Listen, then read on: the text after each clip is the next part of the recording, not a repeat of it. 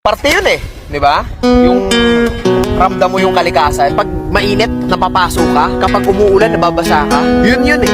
Yun ang totoong karanasan. Naramdaman mo yung kalikasan. Lagi ko nga sinasabi, hindi tayo magtatagal dito sa mundo.